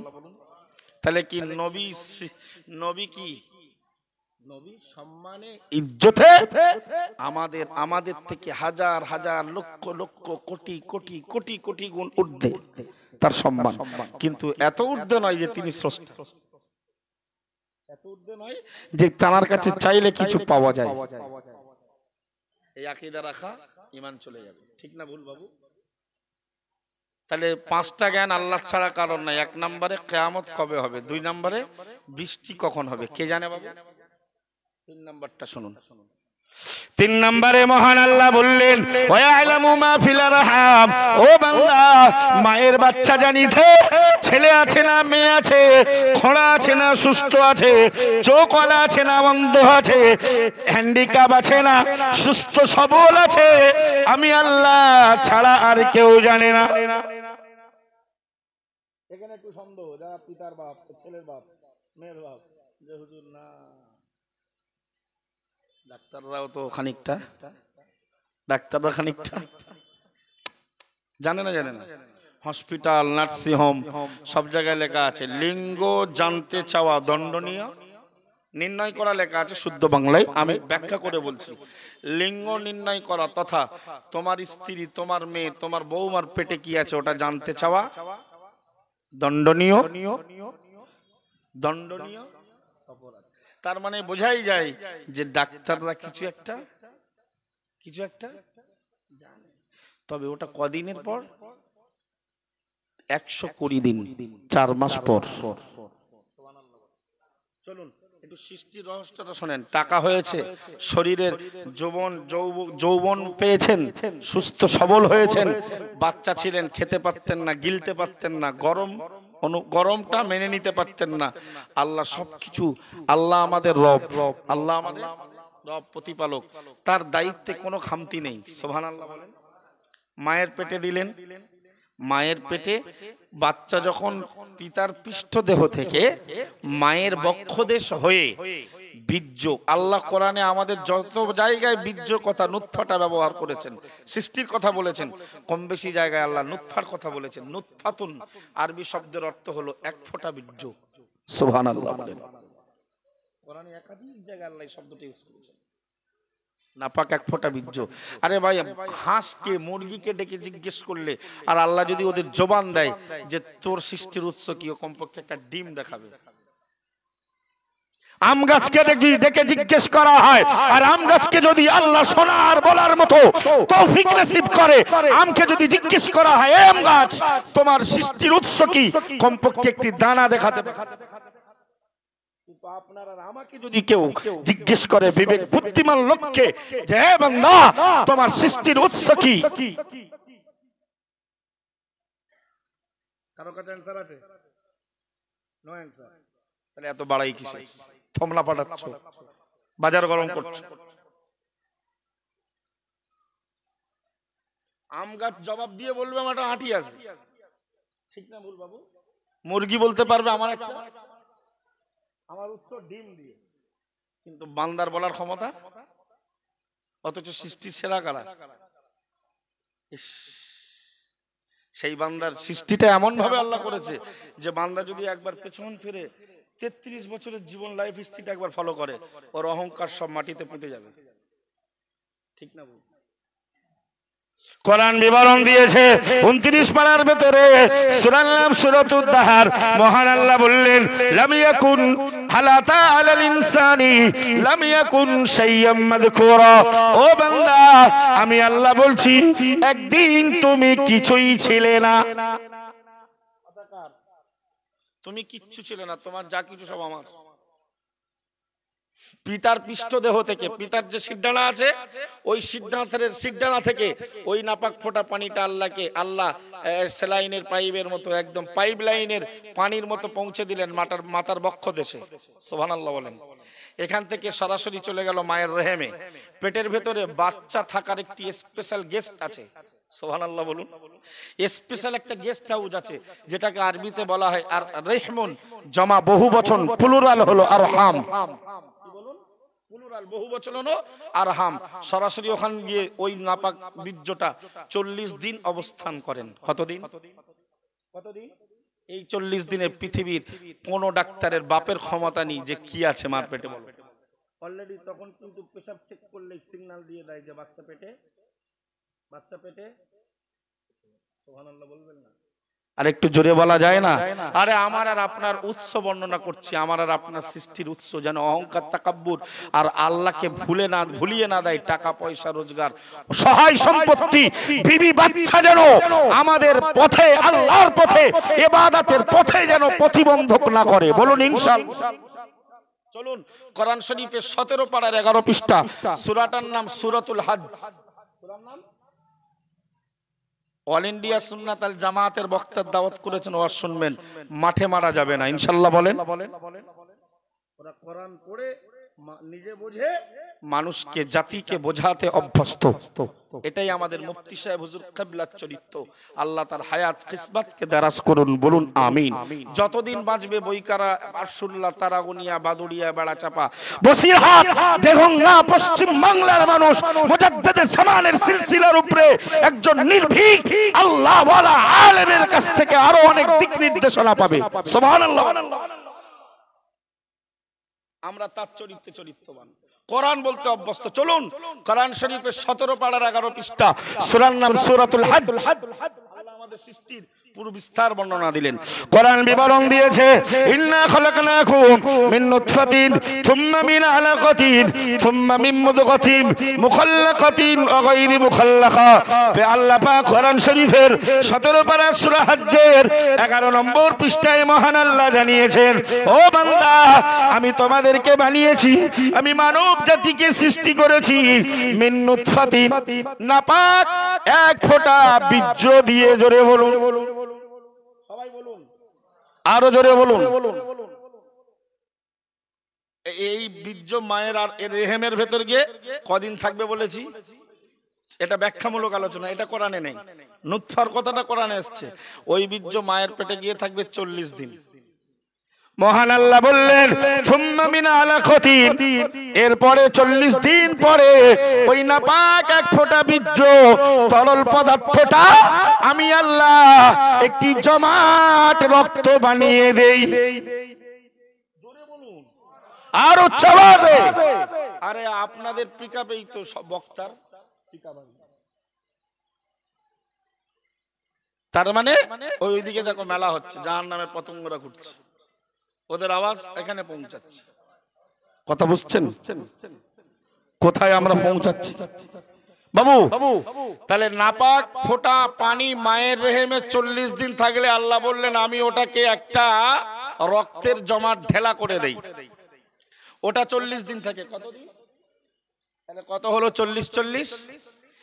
মহান আল্লাহ জানিয়েছেন, বান্দা মনে রাখো মায়ের রেহেমে ওই রক্তের জমাটটা 40 দিন অতিক্রান্ত হলে, অতিবাহিত হলে আমি আল্লাহ সুম্মা মিন মুদগা, আমি আল্লাহ ওটা বানিয়ে দিই একটি গোশতের টুকরা। তাহলে তোমার আমার উৎস, আপনার আমার সৃষ্টির উৎস নাপাক এক ফোঁটা পানি, 40 দিন পরে রক্তের জমাট, 40 দিন পরে একটা মাত্র গোশতের টুকরো। চুলও নেই, নাকও নেই, চোখও নেই, ভুরু নেই, মাথা নেই, ব্রেন নেই, মস্তিষ্ক নেই, যে হাত দিয়ে বিরাট ফাইটিং করো, গুন্ডামি করো, মস্তানি করো, পাও নেই, কিচ্ছু নেই। শুধু কি হয়েছে? একটা গোশতের টুকরা। আল্লাহ বললেন ওটা আবার 40 দিন পার হয়। কতদিন? কতদিন হলো? ওই যে কটা ফুটি কেলায় যে লিঙ্গ নির্ণয় করা দণ্ডনীয় অপরাধ, ওই কটার ফুটি আর জবান খোলে 120 দিন পর। 120 দিনের আগে কোন ডাক্তারের বাপের ক্ষমতা নেই 1 কোটি বার পরীক্ষা করে ও মায়ের পেটে কি আছে বলার ক্ষমতা। তখন কে জানে? তার আগে কে জানে? মায়ের পেটে, মায়ের বক্ষ দেশের রাস্তা ধরে মায়ের প্রকৃত বাচ্চা জানিতে ওই বীর্য নাপাক ফোঁটা আসার আগে, যখন ওই বীর্যটা পিতার পৃষ্ঠদেহে দেহের ভেতরে সংরক্ষিত ছিল, তখন কে জানে? ওই ফোঁটাটা যে খাবার থেকে রক্ত তৈরি হয়েছে, যখন রক্ত বান্দার দেহে সঞ্চারিত, সেই রক্তের ভেতরে যখন ছিল ওই ফোঁটাটা, তখনও কে জানে? আমাকে আপনার যে ফোঁটা দিয়ে সৃষ্টি, ওই ফোঁটার যে খাবার খেয়ে রক্তটা হয়েছে, যখন ওই খাবারের ভেতর ছিল, তখনও কে জানে? তখনও কে জানে? 120 দিন পরে থমলা চালায়, তখন আল্লাহ বলছে অলরেডি গোশতের টুকরাতে পুরো অঙ্গ প্রত্যঙ্গ আমি সেটিং করে দেই। সুবহানাল্লাহ বলুন। কোরআন বিবরণ দিয়েছে অত্তিনি ওয়াস যাইতুনি ওয়া তুরি সিনিনা ওয়া হাদাল বালাদিল আমিন লাকাদ খালাকনাল ইনসানা ফি আহসানি তাকওয়িম। ও বান্দা, কোরআন শরীফের 30 নম্বর পারার একটি বিখ্যাত সূরার নাম সূরাতুত তিন।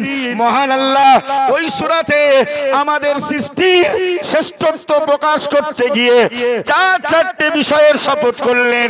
মহান আল্লাহ জানিয়েছেন তিন ফলের কসম, জাইতুন, জাইতুন ফলের কসম।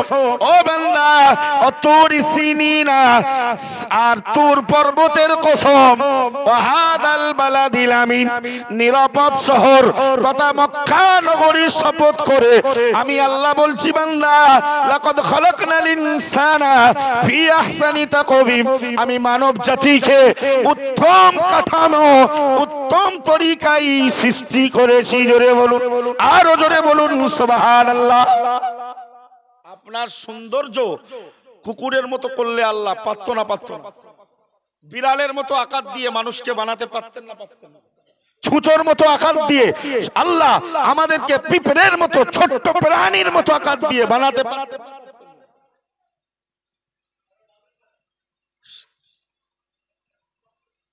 সেই রব সেই প্রতিপালক আমাদের শ্রেষ্ঠ, আমাদের সুন্দর অব্যয়ের কথা বলতে গিয়ে 4 জিনিসের শপথ করলেন।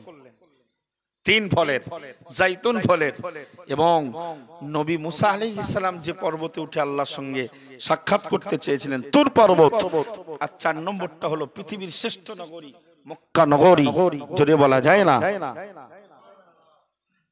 সেই 4 বিষয়ের শপথ করে বলছে, বান্দা তোদের সৃষ্টি করেছি আমি আল্লাহ, মানব জাতিকে বানিয়েছি খুব সুন্দর পদ্ধতিতে, জোরে বলুন।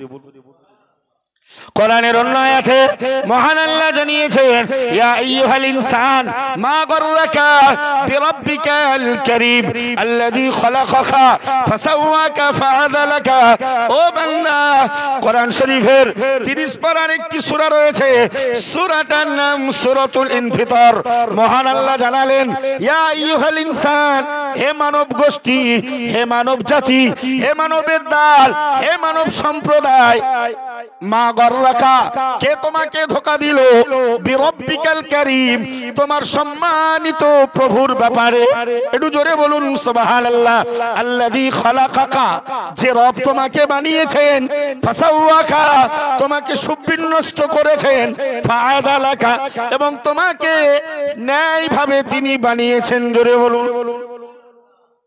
কত সুন্দর কথা। বান্দা তুই নামাজ পড়ো না, তুমি আমার জিকির থেকে, আমার স্মরণ থেকে গাফেল হও, তোমাকে কে ধোঁকা দিল? বান্দা আমি তো তোমাকে বানিয়েছি। বান্দা আমি তো তোমাকে সুন্দর কাঠামো দিয়ে সৃষ্টি করেছি। বান্দা আমি তো তোমাকে ইনসাফের সঙ্গে বানিয়েছি, তুমি আমাকে ভুলে গেলে? বান্দা কথাগুলো বোঝার দরকার আছে না? নাই বাবু, বক্তব্য লম্বা হয়েছে, 120 দিন আমি আর পারবো না, ওদিকে ব্যাক করছি, ব্যাক অনেক জায়গা থেকে অ্যাঙ্গেল হয়েছে। আর সুল্লায় আসতে গেলে অনেকগুলো ব্যাগ ডায়মন্ড হারবারতে পার করে আমার আসতে হয়েছে, তাই না? তো আমার ওয়াজের অভ্যেস খানিকটা ফরকি বেরিয়েছে।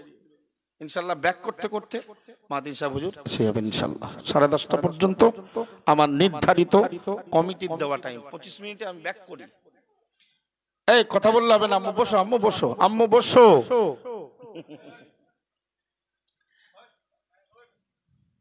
শুনুন, তাহলে 120 দিন পরে ওই যে গোস্তের টুকরাটা আল্লাহ অঙ্গ প্রত্যঙ্গ দিয়ে জিবরাইলকে বলে, জিবরাইল সব তো হলো, নড়ে না। সব হলো, কিন্তু এখনো মাল আমার বান্দা বান্দি নড়ে না, কারণ ও তো মাটির মতো একটা স্ট্রাকচার বানিয়েছে, ওর ভেতরে আসল পার্টসটা দাও। রুহু জগৎ থেকে আমার নির্দেশে জিবরাইল রুহুটা মায়ের গর্ভের দিকে তুমি লক্ষ্য রেখে মায়ের গর্ভের দিকে ফিরে একবার ফুঁক দিয়ে দাও, আমার বান্দার রুহুটা বডি নামীয় স্ট্রাকচারের ভেতরে প্রবেশ করুক, জোরে বলুন।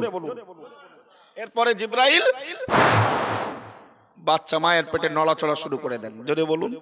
ডাক্তার মাঝে মাঝে বলে, বাচ্চা আবি নেহি নাটতা চাটতা হ্যায়, বলে না? বলে না? বাচ্চা মায়ের পেটে নড়ে না, মা ভয় পাচ্ছে, বাপ ভয় পাচ্ছে, দাদু ভয় পাচ্ছে, দাদি ভয় পাচ্ছে, প্রথম মেয়ের সন্তান নানা ভয় পাচ্ছে, নানিমা ভয় পাচ্ছে, কিন্তু নড়ানোর দায়িত্ব কার?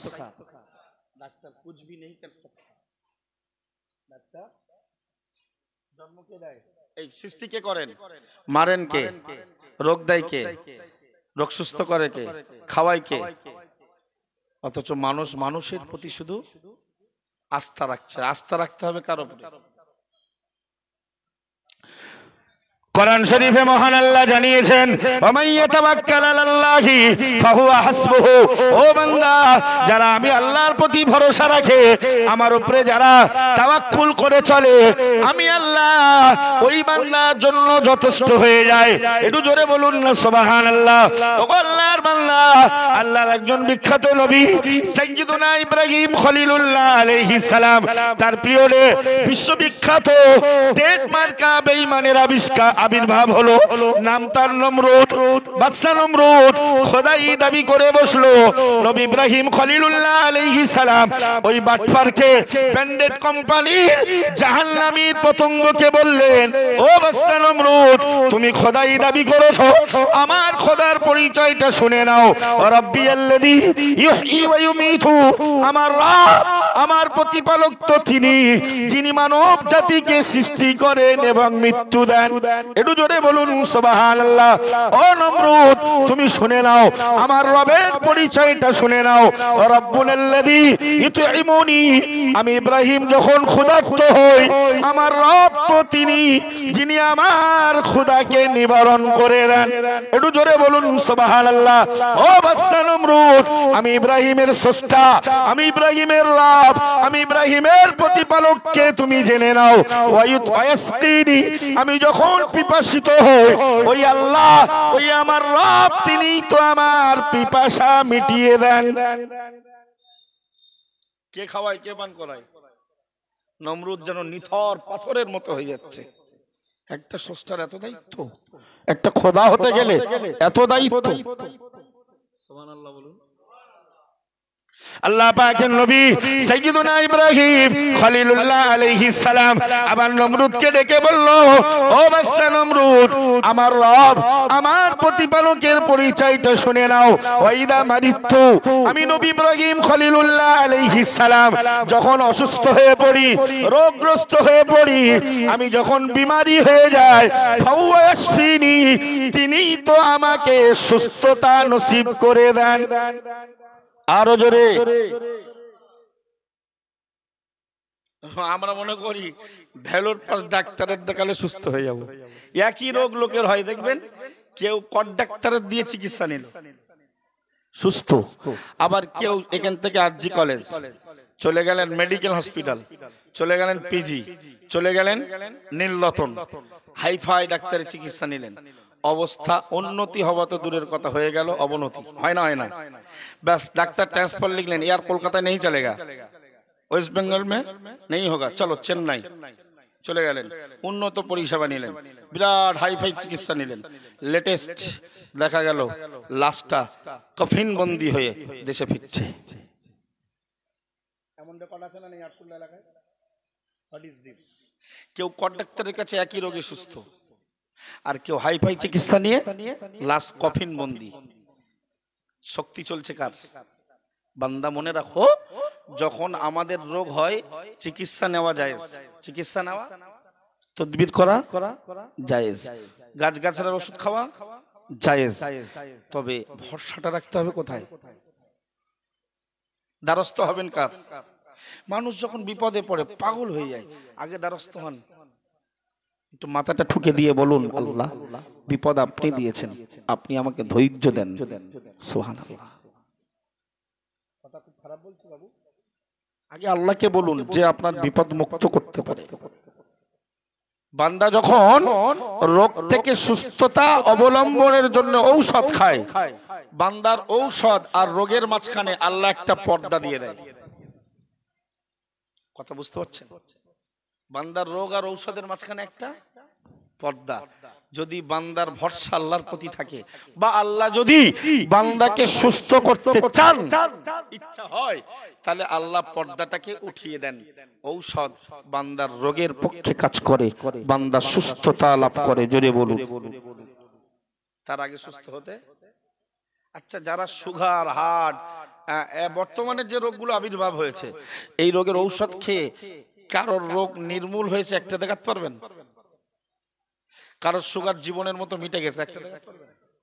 হার্টের কন্ডিশন খানিকটা আগের থেকে এখন ভালো বলতে পারবেন? অথচ দামি দামি কোম্পানি, নামি দামি কোম্পানির ঔষধ খেয়েই যাচ্ছে, রোগ বেড়েই চলেছে। কালকের 100 ছিল, এক মাস পরে মেপে দেখতেছে সুগারের কন্ডিশন 105, 110। এই ওঠা নামা, কমা বাড়া হয় কার পক্ষ থেকে? জোরে বলুন সুবহানাল্লাহ।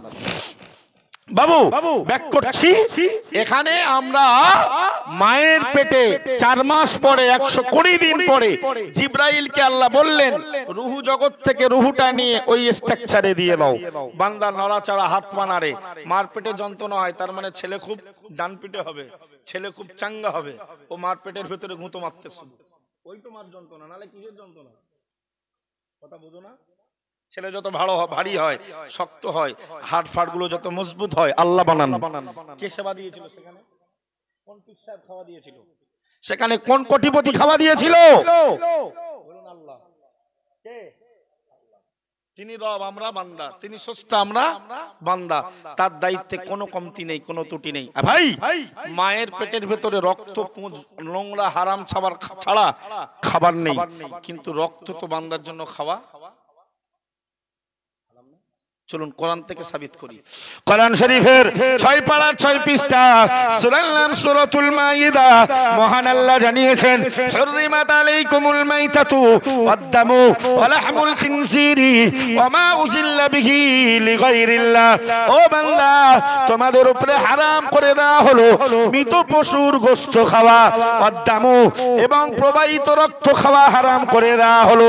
ও বান্দা, ওয়া লাহমুল খিনজির, শুয়োরের গোশত হারাম করে দেওয়া হলো।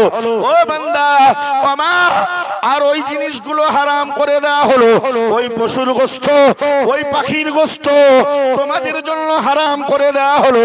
মা উহিল্লা বিহি লিগাইরিল্লাহ, যেগুলো আল্লাহ ছাড়া অন্য কারোর নামে উৎসর্গ করা হয়।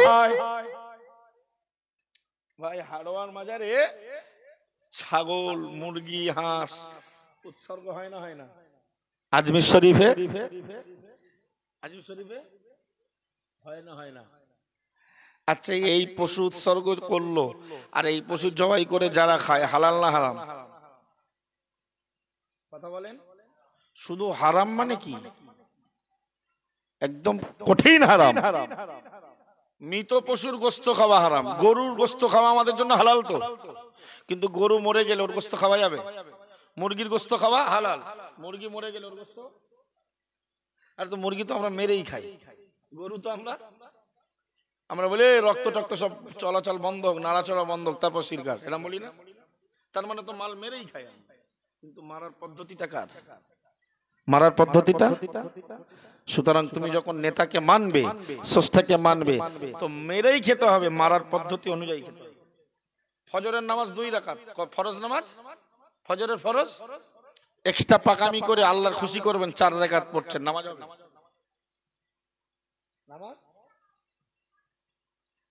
বিশাল ড্রাইভার। এখন যদি বাদুড়িয়া টু মাটিয়া রোডে, এই রোডটাই যদি আপনি গাড়ি ঘোড়া যদি আপনার সাবধানে না চান, বিরাট ড্রাইভার মানে মস্তান, এলোপাতারি যদি ড্রাইভিং করেন, মার বিপদ খরচ। বাবু, তো আমরা হলাম মানব জীবন পরিচালনার একজন ড্রাইভার। আমরা একজন ড্রাইভার। প্রিয় নবী মুহাম্মদুর রাসূলুল্লাহ সাল্লাল্লাহু আলাইহি ওয়াসাল্লাম হাদিস শরীফে বিবরণ দিয়েছেন, কুল্লুকুম রাঈন ওয়া কুল্লুকুম মাসউলুন আন রাইয়াতিহি, আও কামা ক্বালা আলাইহিস সালাম। প্যারা নবী মুহাম্মদুর রাসূলুল্লাহ সাল্লাল্লাহু আলাইহি ওয়াসাল্লাম বললেন, ওগো আমার বান্দা, ওগো আমার সাহাবীরা, ওগো আমার উম্মতিরা, আমি রাসূলুল্লাহ বলছি, তোমরা প্রত্যেকেই দায়িত্বশীল, আর তোমাদের দায়িত্ব সম্পর্কে কিয়ামতের দিন তোমাদের জিজ্ঞাসা করা হবে। প্রত্যেক মানব দায়িত্বশীল, এবং তার দায়িত্ব সম্পর্কে কিয়ামতের দিন দেশের নেতাদের দায়িত্ব সম্পর্কে জিজ্ঞেস করা হবে না? হবে না? নেতা মানে জনগণের প্রতি দায়িত্বশীল। দায়িত্বের যদি খেলাপ কাজ করে, মার ফরজ। পিতার উপরে, পিতা সন্তানের উপরে দায়িত্বশীল, সন্তানকে ভালো পথে চালানো তার নৈতিক দায়িত্ব। যদি এ কাজে ফাঁকি দেয়, পিতার মার ফরজ। ঠিক বলছি না?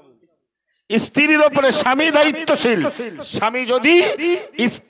স্বামী যদি স্ত্রীকে ভালো রুটের পথিক না বানান, ভালো পথের পথিক না বানাতে সহযোগিতা করেন, স্বামীর জন্য মার ফরজ। আলেম সাধারণ জনগণের প্রতি দায়িত্বশীল। আলেম যদি কোরআন আর হাদিসের সত্য তথ্যগুলো জাতির মানুষকে না শোনায়, দায়িত্বের ব্যাপারে আলসেমি করেছে, অলসতা করেছে, কিয়ামতের দিনে আলেমের পক্ষে আল্লাহর মার নির্ধারিত।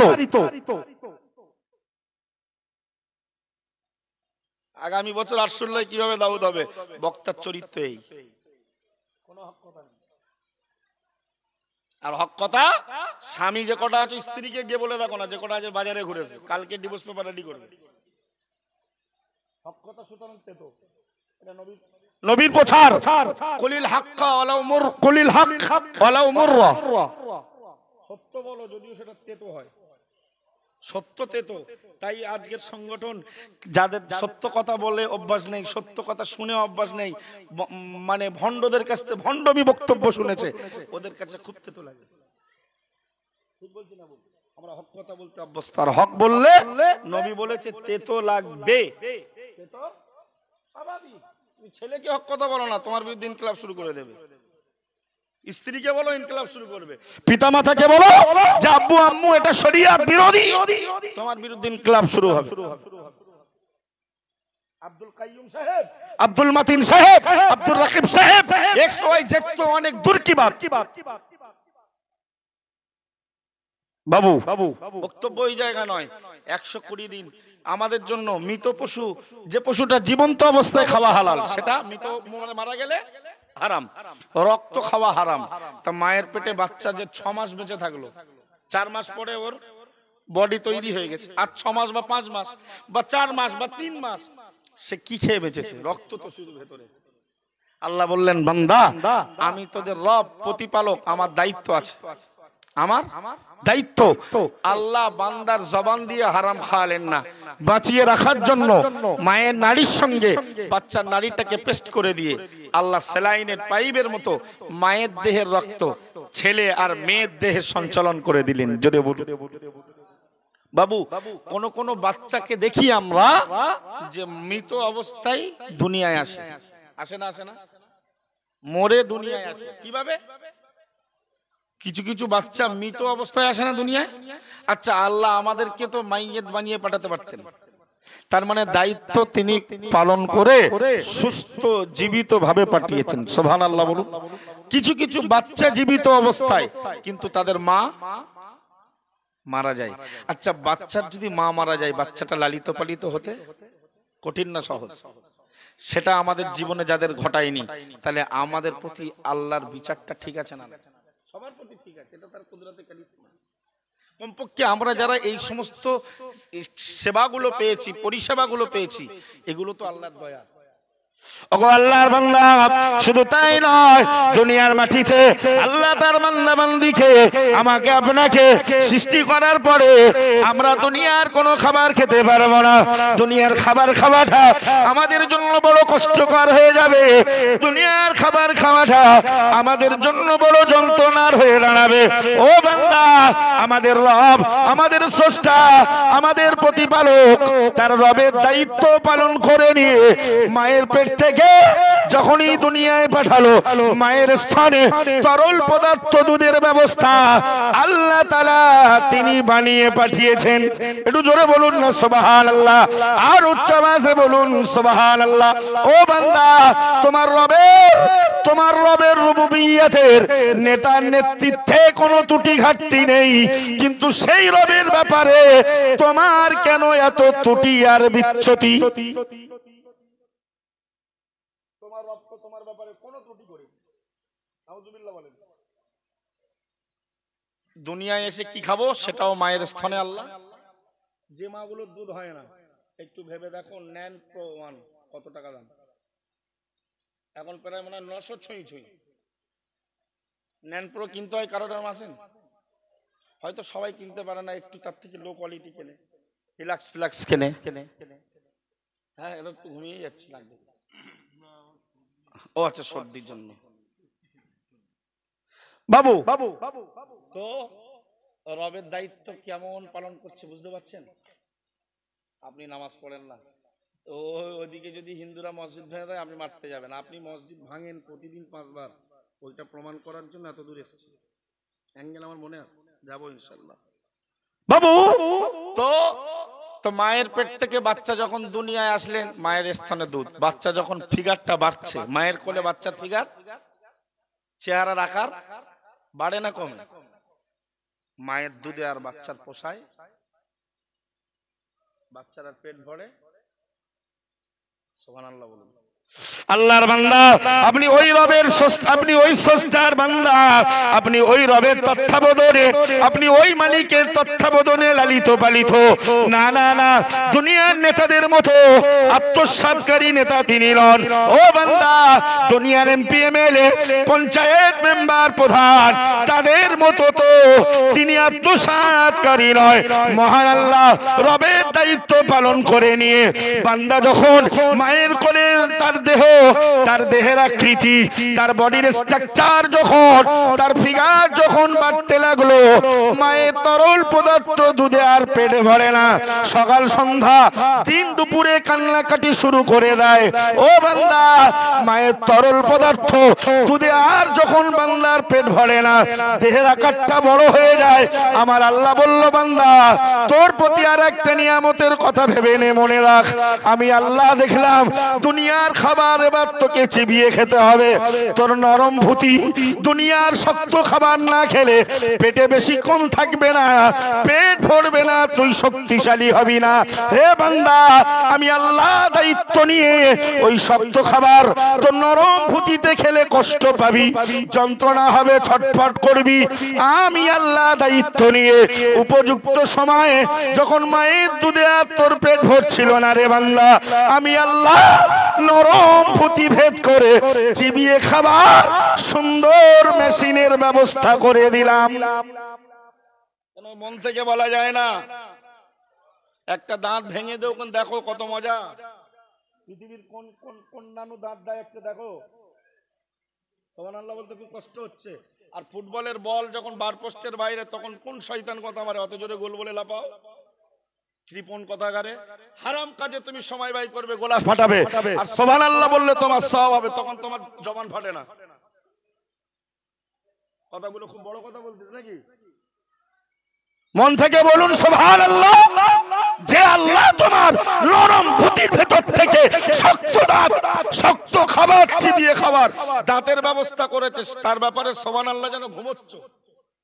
আর বাড়ির বউকে না, পাড়ার লোক শুনতে পায়। এই জন্য তো আজকে করুণ পরিস্থিতি আমাদের।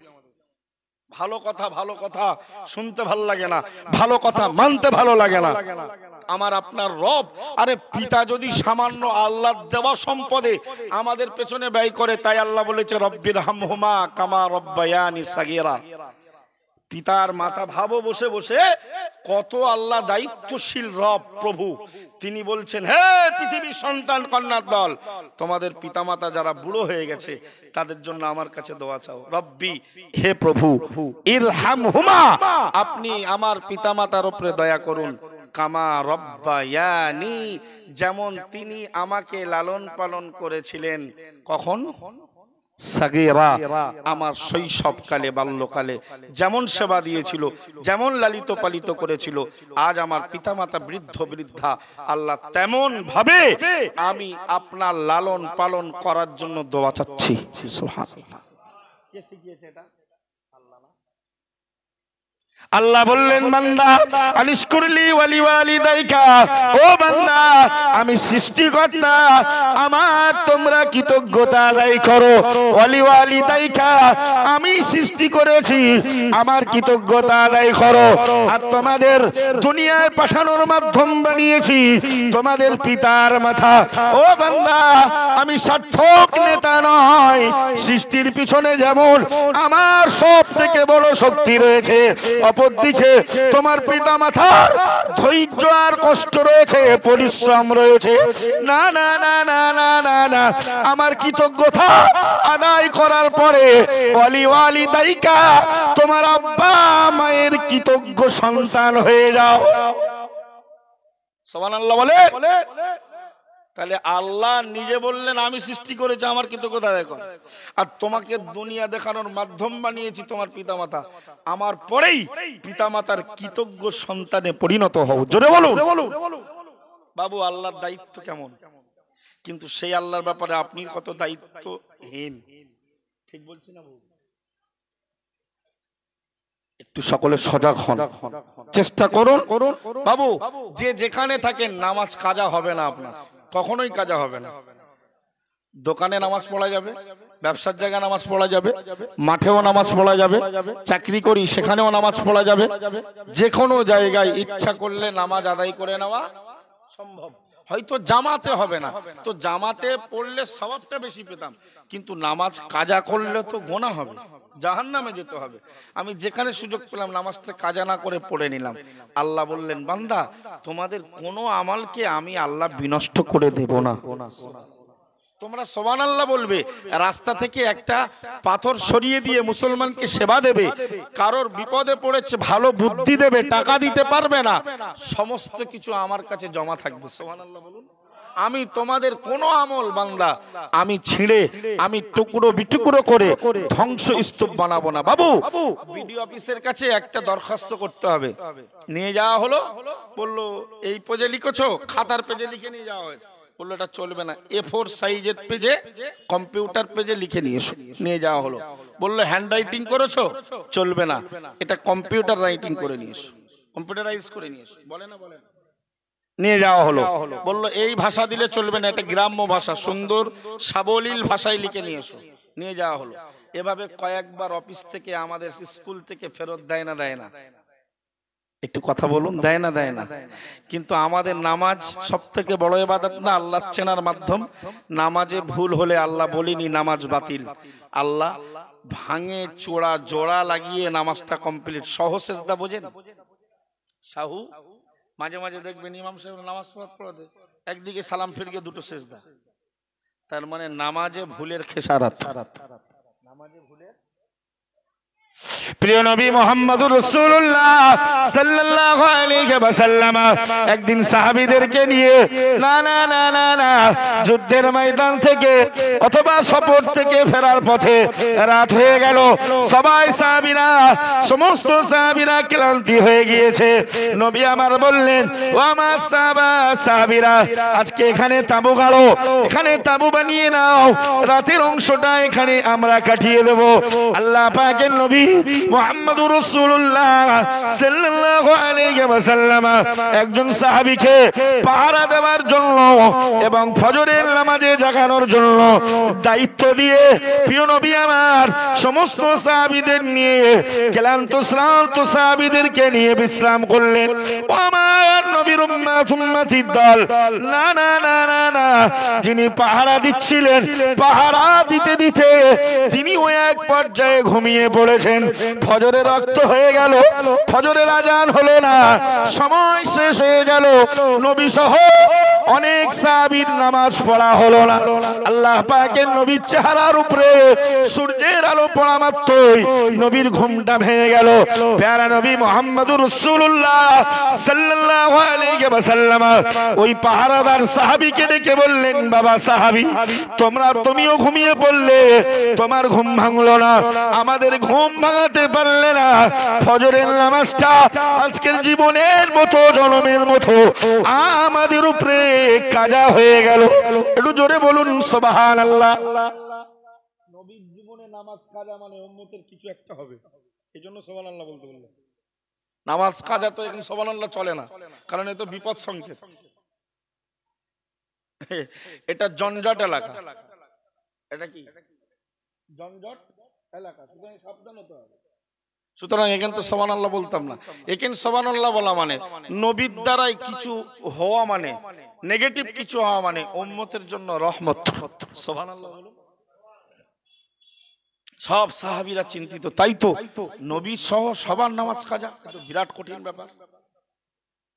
প্যারা নবী মুহাম্মদুর রাসূলুল্লাহ সাল্লাল্লাহু আলাইহি ওয়াসাল্লাম বললেন, ওগো আমার সাহাবীরা, তোমরা চিন্তিত হয়ো না, না না না, চিন্তা করো না, আমি নবী মুহাম্মদুর রাসূলুল্লাহ সাল্লাল্লাহু আলাইহি ওয়াসাল্লাম, আমি ধর্মের পরিচালক, আমি ধর্মের ড্রাইভার। আমার জীবনে যদি একটিবার নামাজ কাজা না হয়, না না না না না, ও আমার উম্মতির দল, ও আমার সাহাবা ভক্তের দল, তাহলে কাজা নামাজ পড়ার বিধানটা কেমন পাবে? যদি আমার দ্বারাই জীবনে একটিবার নামাজ কাজাই না হয়, ও আমি কাজা করিনি, আল্লাহ কাজা করিয়েছেন, জোরে বলুন। সুতরাং তোমরা কাজা পড়বে কি করে? বাবু নামাজ কাজা করা যাবে না, নামাজ কাজা করলে মহা বিপদ। যেখানে নামাজের টাইম হবে নামাজ আদায় করতে হবে, কারণ নবী বলেছেন উতিতু খামসান ওয়ালাম ইউতাহুন্না আহাদুন ক্বাবলি আও কামা ক্বালা আলাইহিস সালাম। পাঁচটা জিনিস মুজিজা এমন আমাকে আল্লাহ দিয়েছেন, স্পেশালিস্ট আমার পূর্বে নবী, কোন নবী রাসূল পয়গম্বর আলাইহিমুস সালাতু ওয়াস সালামকে আল্লাহ এমন মুজিজা দেননি। যদি বলুন শুধু আমাদের নবীকেই দেওয়া হয়েছে স্পেশাল, আর কাউকে দেওয়া হয়নি। প্রিয় নবী মুহাম্মদুর রাসূলুল্লাহ সাল্লাল্লাহু আলাইহি ওয়াসাল্লাম ওই পাঁচটা মুজিজা, স্পেশাল মুজিজার ভিতরে এক নম্বরে শুনিয়ে দিলেন নুসিরতু বিররবি মাসিরাতা শাহরিন আও কামা ক্বালা আলাইহিস সালাম ওয়া আমার সাহাবীরা ওয়া আমার উম্মাতিরা, আমি নবী মুহাম্মদুর রাসূলুল্লাহ সাল্লাল্লাহু আলাইহি ওয়াসাল্লাম বলছি এক নম্বরের স্পেশাল মুজিজা হলো আমি নবী যখন কোন জায়গায় যাত্রা করার সফর করার নিয়ত করতাম, এক মাসের রাস্তা দূরত্ব থাকতে থাকতে আমার প্রতিপত্তি, আমার বাহাদুরি, আমার ক্ষমতার ব্যাপারে ওই এলাকার মানুষের অন্তরে আল্লাহ জাগ্রত করে দিতেন। আমি কোন জায়গায় যাবার মনস্থ করলে এক মাসের রাস্তা বাকি থাকতো, তখন থেকে ওই এলাকার মানুষের অন্তরে আমি মোহাম্মদের ভালোবাসা, আমার বাহাদুরি, আমার কনফিডেন্স, আমার দক্ষতা, সবকিছুর ব্যাপারে তাদেরকে আল্লাহ অটোমেটিক জানিয়ে দিতেন। জোরে বলুন, এটি আমার চূড়ান্ত মুজিজা, যা ইতিপূর্বে আদমও পাইনি। সুবহানাল্লাহ বলুন। প্রিয় নবী মুহাম্মদুর রাসূলুল্লাহ সাল্লাল্লাহু আলাইহি ওয়াসাল্লাম বললেন ওগো আমার সাহাবীরা, ওগো আমার উম্মতিরা, আমার স্পেশাল দুই নাম্বার মুজিজা হলো ওয়াজুইলাত লিয়াল আরদু মসজিদান ওয়া তাহুরা আও কামা ক্বালা আলাইহিস সালাম। ও আমার সাহাবীরা, तमाम পৃথিবীর মাটি, तमाम পৃথিবীটাকে আল্লাহ তাআলা আমার জন্য মসজিদ আর পবিত্র বানিয়ে দিয়েছেন। একটু জোরে বলুন সুবহানাল্লাহ। আমার পূর্বে কোন নবীর জন্য সমগ্র পৃথিবীটা পবিত্র এবং মসজিদের হুকুমে ছিল না, কিন্তু আমার আর আমার উম্মতের জন্য আল্লাহ সমগ্র পৃথিবীর মাটি পাক পবিত্র এবং মসজিদের হুকুম জারি করে দিয়েছেন। জোরে বলুন। সুতরাং যেখানে খুশি আপনি নামাজ পড়তে পারেন, যেখানে খুশি আপনি নামাজ পড়তে পারেন, শুধু যেন সেখানে পেশাব পায়খানা নোংরা আবর্জনাটা যেন না থাকে। তাকবীর, নারায়ে তাকবীর, নারায়ে তাকবীর। মহামান্য মুফতি আব্দুল মাতিন সাহেব হুজুর, ভাই আমি বক্তব্য ছাড়বো। তাহলে নামাজ সব জায়গায় পড়া যায়, আমরা বাদুড়িয়ার লোক যদি মসজিদে আগুন দেয়, কোরআন পড়িয়ে দেয়, আমাদের কষ্ট হয়, আমাদের কষ্ট হয়। ঠিক বলছি না ভুল? তা আপনি আমি যারা নামাজ পড়ি না, আল্লাহর দ্বীন ধর্ম শরিয়াত জিকির স্মরণ থেকে মুখ ফিরিয়ে নিয়েছি, আমরা তো দিনে 5 বার কমপক্ষে ইসলামের খুঁটি ধ্বংস করি। বাবু আমি বললাম ইসলামের 5টা খুঁটি, তার মধ্যে নামাজ বলেছি না? قال رسول الله صلى الله عليه وسلم الصلاة عماد الدين من أقامها فقد أقام الدين ومن تركها فقد هدم الدين أو كما قال عليه السلام। প্রিয় নবী মুহাম্মদুর রাসূলুল্লাহ সাল্লাল্লাহু আলাইহি ওয়াসাল্লাম বললেন ওগো আমার সাহাবীরা, না না না না না, আমি নবী বর্ণিত নামাজ হলো ইসলামের 5 স্তম্ভের একটি খুঁটি। আমি রাসূলুল্লাহ বলছি যে নামাজ প্রতিষ্ঠা করলো ফাকাদ আকামাদ দ্বীন, দ্বীন ধর্ম ইসলামের ছাদকে খুঁটিকে মজবুত করলো। ও সাহাবীরা, ওমান তারাকাহা, স্বেচ্ছায় যারা নামাজ ত্যাগ করলো, নামাজকে কাজা করলো, না না না না না, ফাকাদ হাদামাদ দ্বীন, ওই মানুষগুলো ইসলামের একটি খুঁটি নামাজকে তারা ধ্বংস করলো। জোরে বলুন নাউজুবিল্লাহ। তাহলে কেউ মসজিদে আগুন দেছে, কোরআন পড়িয়ে দেছে, বেঈমান, তার স্বভাবে এটা ঠিক আছে, কারণ সে তো মুশরিক। আর আপনি প্রতিদিন ফজরে একবার ইসলামের খুঁটি নামাজকে ধ্বংস করেছেন, জোহরে আর একবার, বিকেলে আর একবার, সন্ধ্যার শুরুতে আর একবার শয়তানের বন্ধুর কাতারে নাম দিচ্ছ, রাতের শুরুতে আর একবার নাউজুবিল্লাহ। আল্লাহ আমাদেরকে হেফাজত করুন। তাকবীর দেন, নারায়ে তাকবীর। মুফতি আব্দুল মাতিন সাহেব হুজুর, ওয়াল ইন্ডিয়া সুন্নাতাল জামাআত মাগরিবে বাঙ্গাল আঞ্জুমানে বায়েদিন। ভাই, সংগঠন পরিচালিত প্রচুর প্রতিষ্ঠান আছে, আপনাদের কাছে সংগঠনের প্রচার দিতে লাগে না। আজহারু মিনাশ শামস, সেটি আরশুল্লাহর লোকের কাছে দিবালোকে সূর্যের আলো থেকে আরো দীপ্তমান। সূর্যের আলোর মতো দীপ্তমান, একদম প্রকাশ্য। আমি গুনাহগার, বাড়ি ডায়মন্ড হারবার, বারাসাত 2 নম্বর ব্লকের মধ্যমগ্রাম থানার অন্তর্গত বাগবেড়িয়া গ্রামে অল ইন্ডিয়া সুন্নাতাল জামাআত পরিচালিত বোর্ড অফ ইসলামিক এডুকেশন নিয়ন্ত্রিত মোহাব্বতুন নেসা দাদা হুজুর কেবলার আম্মা জানের নাম।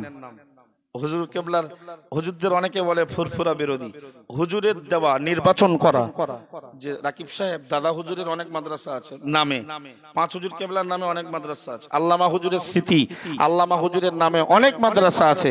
শুধু দাদা পীর কেবলা যে ফ্যাক্টরিতে জন্ম লাভ করেছিল আম্মাজান মোহাব্বতুন নেসা, নামটা মুখস্থ করুন, ভক্তের দল মোহাব্বতুন নেসা, তার নামে কোনো মাদ্রাসা নেই। আমাদের বাগবাড়িয়া মাদ্রাসাটা রাকিব আব্দুর রাকিব তার নামে, তার স্মৃতি বিজড়িত মাদ্রাসা হোক, সুবহানাল্লাহ বলেন। আমাদের ছিল খাদিজা, দন্ডিরহাটের আম্মাজান আয়েশা, ফাতেমা, আমাদের ছিল তরুণীপুর মা আমিনা, মা রাবেয়া, মহেশপুরে চলছে মা আসিয়া, আমাদের ছিল না সংগঠনের হালিমা মাদ্রাসা, কি ছিল না? বারাসাত 2 নম্বর ব্লকের মধ্যমগ্রাম থানার অন্তর্গত বাগবেড়িয়া গ্রামে মোহাব্বতুন নেসা দাদা পীর কেবলার আম্মাজান মোহাব্বতুন নেসা রহমাতুল্লাহি আলাইহা স্মৃতি নবীজির দুধ মাতা আম্মাজান হালিমাতুস সাদিয়া বালিকা মাদ্রাসা গার্লস ইনস্টিটিউট সংগঠন নির্বাচিত। আমি তার নির্বাচিত রাখাল। সংগঠনের ওই প্রতিষ্ঠানটির সঙ্গে বৈকারা সহ, জামিয়া সহ, খাদিজা সহ সব প্রতিষ্ঠানের আপনাদের অন্তর্নিগ্রানো দোয়া, আপনাদের দানের এক অংশ দাবি রাখছি। সংগঠনের ওই হালিমা মাদ্রাসাটা সম্পূর্ণ মিশনারি ফরম্যাটে, বেড সিস্টেম সহ, বাচ্চাদের থাকার রুম আলাদা, ক্লাসরুম আলাদা, খাওয়া দাওয়া আধুনিক প্রক্রিয়ায়, একদম সিমসাম গোলাপ ফুলের মতো হুজুরের স্বপ্নের মাদ্রাসা। আমি তার রাখালগিরিটাও সেইভাবে আমানতের সঙ্গে করার চেষ্টা করি। আল্লাহ মজবুত কদমের যেন, আমার মজবুত কদমের জন্য দোয়া করি, আল্লাহ তৌফিক দেন, বলুন আমিন। ভাষাগত ত্রুটি ক্ষমা চেয়ে আপনাদের কাছ থেকে বিদায় নিচ্ছি। আমা তাওফিকি ইল্লা বিল্লাহ ওয়া আখিরু দাওয়ানা আনিল হামদুলিল্লাহি রাব্বিল আলামিন। উচ্চ আওয়াজে দরুদ শরীফ আল্লাহুম্মা সাল্লি আলা